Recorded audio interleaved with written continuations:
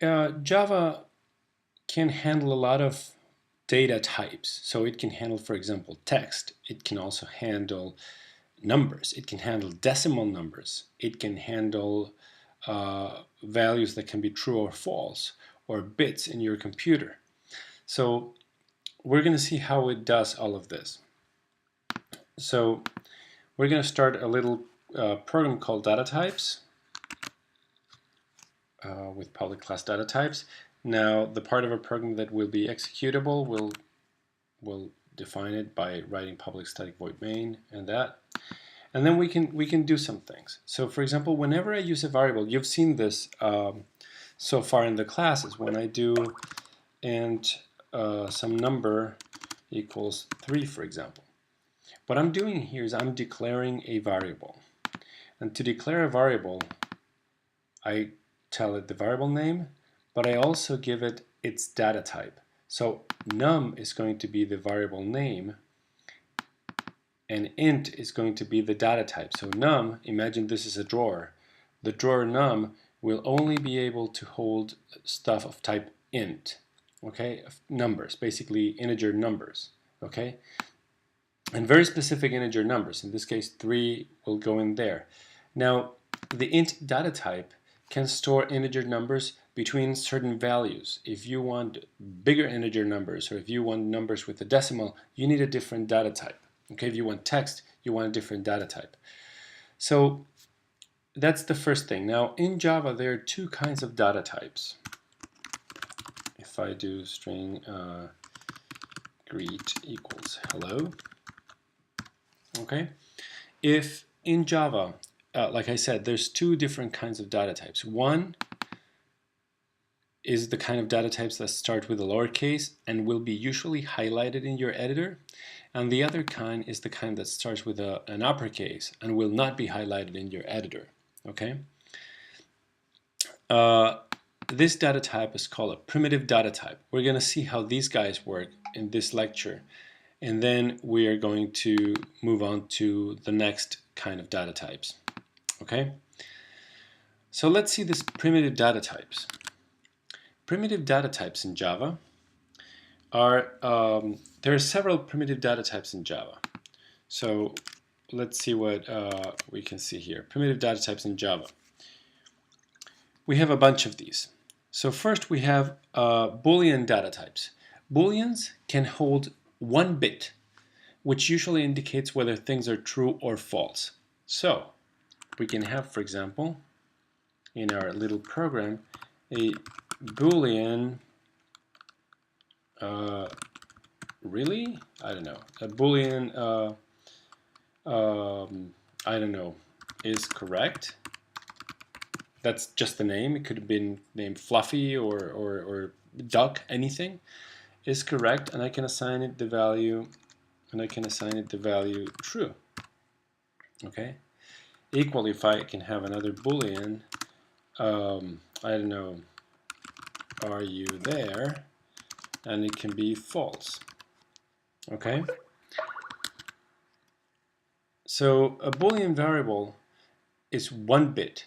Okay. It takes this is how much space it can store. 1 bit, a 1 or a 0, a 1 for true and a 0 for false.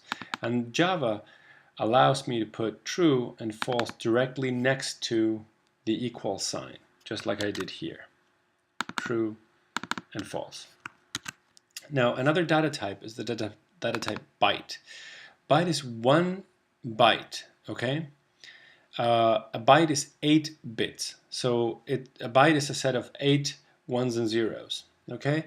It basically represents values from -128 to 127. Then there's the data type short, which is used to, it's only 2 bytes, and 2 bytes allow me a storage between number of -32,000 to +32,767. Then there's int, which is, we've been using this for a while. Int is 4 bytes. Now 4 bytes allow me to store a lot of information. They allow numbers from -2 billion to +2 billion approximately. Okay. Now say if I, then another data type is long.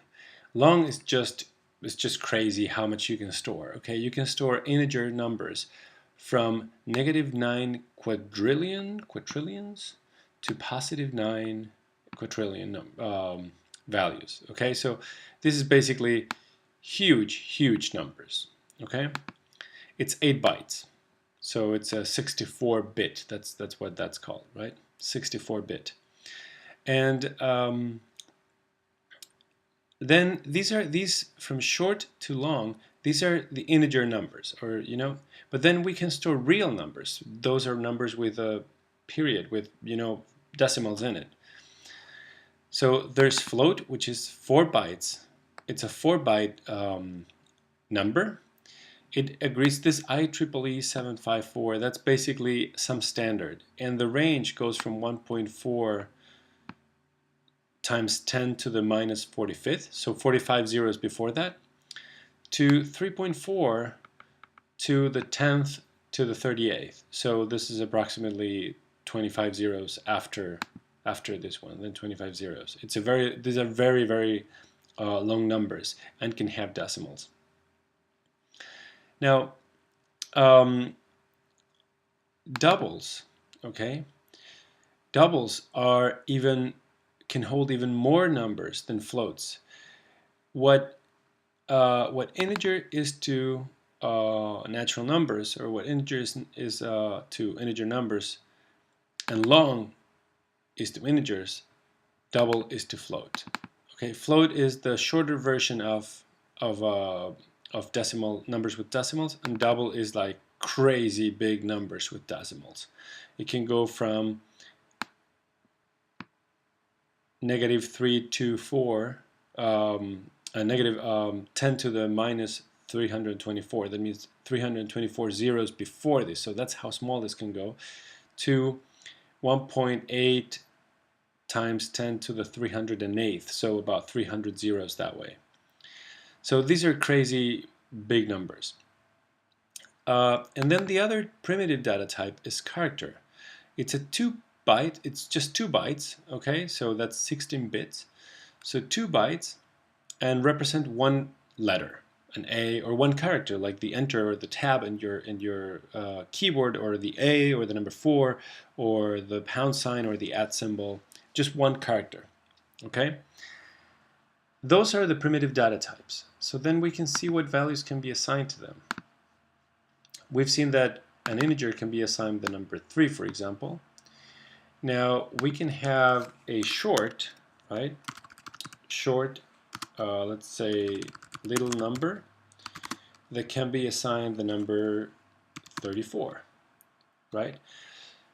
We can have, for example, a double that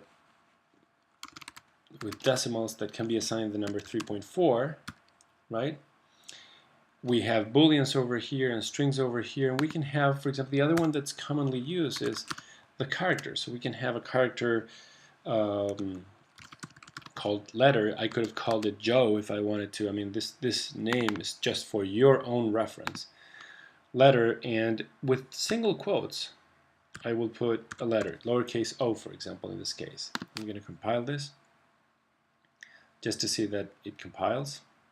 When it compiles, it means there are no errors. So these are all valid expressions. Now, I wanted one more thing about language. When I say short little num and I actually put a number, or int num and I actually put a number, when I say double deck and I actually put a decimal number, when I say boolean, whatever name, and then I actually put the value true or false, when I say greet and I actually put double quotes hello, or when I say letter and I actually put single quotes and then some letter and then close single quotes, these values that I'm putting here are called literals. Okay, literals. These are called literals. So primitive data types accept literals.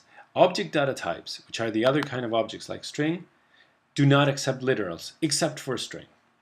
Okay, so string, and then there, except for string and then some others, but very few accept literals. Okay, most of them you have to use a keyword that is the keyword new. So if I were to use the string with the keyword new, say greet2, would be new string hello.